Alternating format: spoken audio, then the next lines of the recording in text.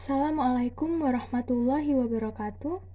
Perkenalkan, kami dari kelompok 3 akan mempresentasikan mengenai kegiatan ekonomi dan hubungannya dengan berbagai bidang pekerjaan serta kehidupan sosial dan budaya di lingkungan sekitar sampai provinsi. Sebelumnya, perkenalkan nama saya Cindy Putri Intanari dengan NIM 220210204 dan rekan saya Intan Tri Wulandari dengan NIM 22021020408. Kemudian ada Aliu Dea Divana dengan NIM 22021020408. Selanjutnya ada teman saya dengan nama Fatima Zahra Ramanisa dengan NIM 22021020487. Selanjutnya, saya akan menjelaskan materi apa yang akan dibahas pada presentasi kali ini. Yang pertama, bentuk-bentuk kegiatan ekonomi dan hubungannya dengan pekerjaan. Yang kedua, dampak dari kegiatan ekonomi dan hubungannya dengan berbagai bidang pekerjaan. Yang ketiga, kegiatan ekonomi dan hubungannya dengan kehidupan sosial di lingkungan sekitar sampai provinsi. Yang keempat, kegiatan ekonomi dan hubungannya dengan kehidupan budaya di lingkungan sekitar sampai provinsi. Yang pertama yaitu bentuk-bentuk kegiatan ekonomi dan hubungannya dengan pekerjaan. Kegiatan ekonomi merupakan suatu kegiatan yang dilakukan manusia untuk memenuhi kebutuhan hidupnya. Kegiatan ekonomi dapat dibedakan menjadi 3 jenis, yaitu produksi, distribusi, dan konsumsi. Produksi. Kegiatan produksi merupakan kegiatan yang menghasilkan atau memproduksi suatu barang atau jasa. Orang atau kelompok yang melakukan kegiatan produksi disebut produsen. Contoh kegiatan produksi yaitu petani buah apel yang menghasilkan apel, arsitek menghasilkan jasa berupa menggambar rancangan desain sebuah bangunan, dan pabrik roti menghasilkan roti. Selanjutnya, distribusi. Apa sih itu distribusi? Kegiatan distribusi merupakan kegiatan yang menyalurkan barang atau jasa dari produsen kepada konsumen atau orang yang menggunakan barang atau jasa tersebut. Contoh kegiatan distribusi yaitu pengusaha yang memproduksi susu kedelai madu dan mengirim susu kedelai madu ke toko-toko kecil, pasar, ataupun kantin sekolah untuk dijual. Agen Tupperware dan swalayan yang merupakan contoh distributor. Selanjutnya, konsumsi. Ada yang tahu apa itu konsumsi? Kegiatan konsumsi merupakan kegiatan yang kegiatan menggunakan barang atau jasa untuk memenuhi kebutuhan. Orang yang melakukan kegiatan konsumsi disebut konsumen. Contoh kegiatan konsumsi adalah makan, membeli, dan memakai baju, menggunakan kendaraan, dan lain-lain. Selanjutnya yaitu hubungan jenis pekerjaan dengan kegiatan ekonomi.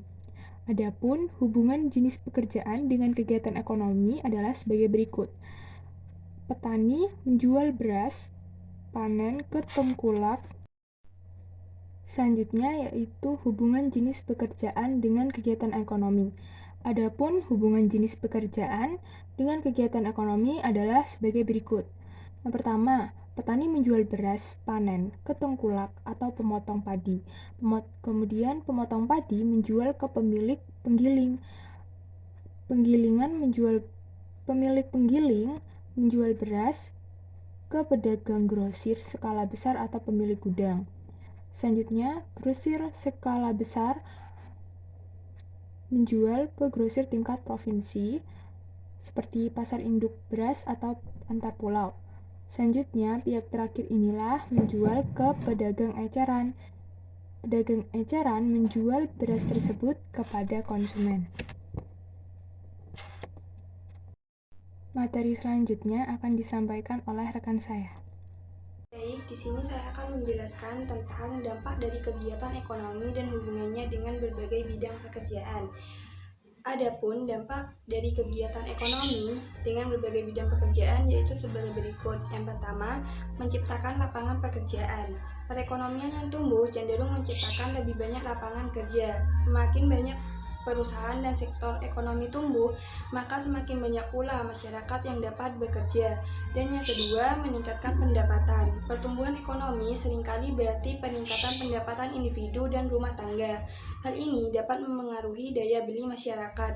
Dan yang ketiga, perubahan struktur kerja. Pertumbuhan ekonomi dapat mengubah struktur lapangan kerja, misalnya dengan munculnya sektor teknologi informasi. Pekerjaan yang berhubungan dengan teknologi menjadi lebih dominan. Dan yang keempat, perubahan permintaan pekerjaan. Seiring dengan pertumbuhan perekonomian, permintaan tenaga kerja pada sektor-sektor tertentu dapat meningkat atau menurun.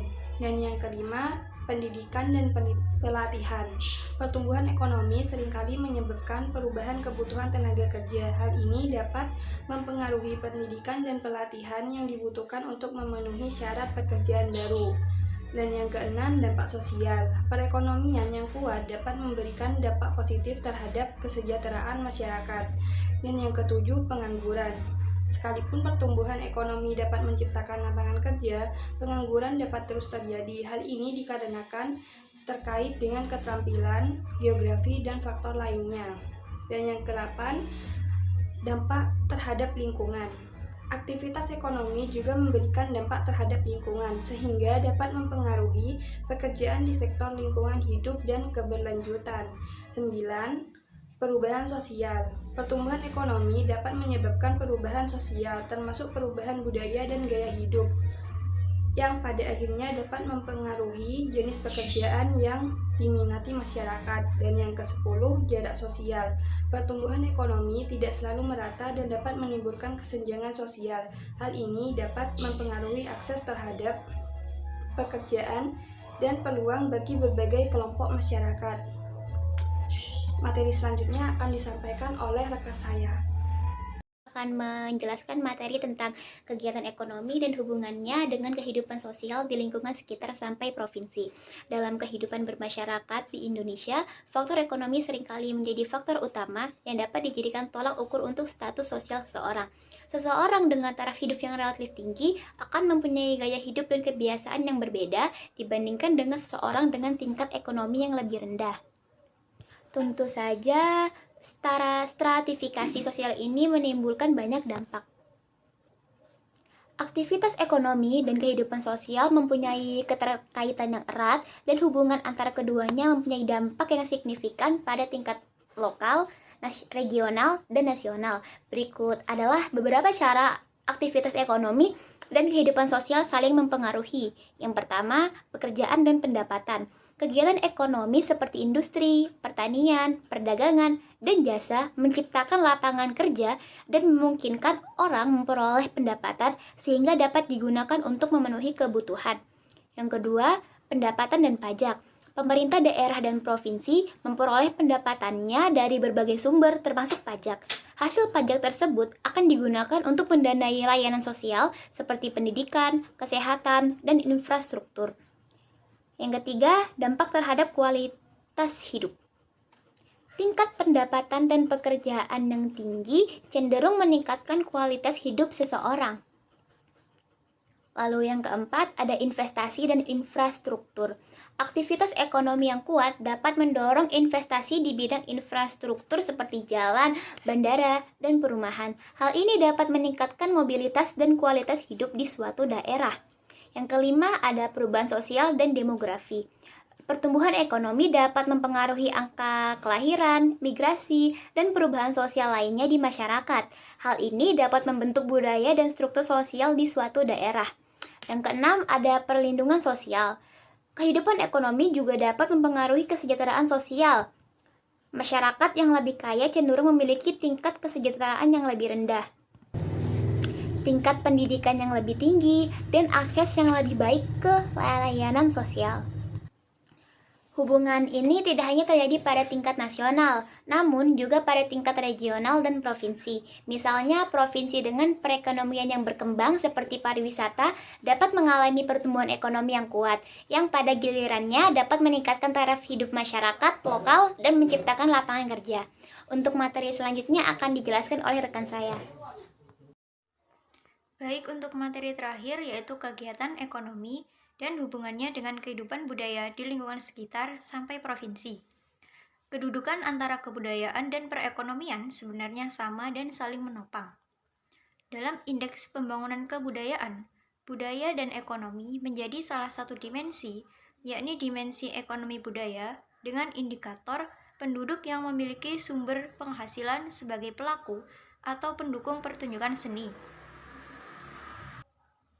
Contoh pengimplementasian dari hubungan kegiatan ekonomi dengan budaya, yaitu seperti yang pertama, pemerintah melakukan upaya pemberian bantuan sosial bagi para seniman dan penggiat budaya untuk melakukan kegiatan kebudayaan, bantuan penyelenggaraan festival budaya bagi daerah, serta bantuan pengembangan desa pemajuan kebudayaan.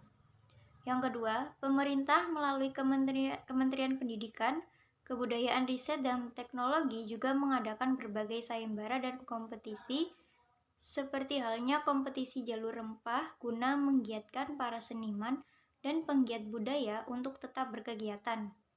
Yang ketiga, bantuan pengembangan desa pemajuan kebudayaan mengadakan sayembara Temu Kenali Budaya Desaku dengan tujuan memetakan potensi desa sekaligus menggerakkan para penggiat budaya dalam rangka melakukan pemajuan kebudayaan dari unit terkecil sampai terbesar. Kesimpulannya yaitu kegiatan ekonomi merupakan suatu kegiatan yang dilakukan manusia untuk memenuhi kebutuhan hidupnya. Kegiatan ekonomi memiliki dampak yang luas pada berbagai bidang pekerjaan. Aktivitas ekonomi dan kehidupan sosial mempunyai keterkaitan yang erat dan hubungan antara keduanya mempunyai dampak yang signifikan pada tingkat lokal, regional, dan nasional. Kedudukan antara kebudayaan dan perekonomian sebenarnya sama dan saling menopang. Baik, sekian presentasi dari kelompok kami. Apabila ada salahnya, kami mohon maaf. Wabillahi taufiq wal hidayah. Wassalamualaikum warahmatullahi wabarakatuh.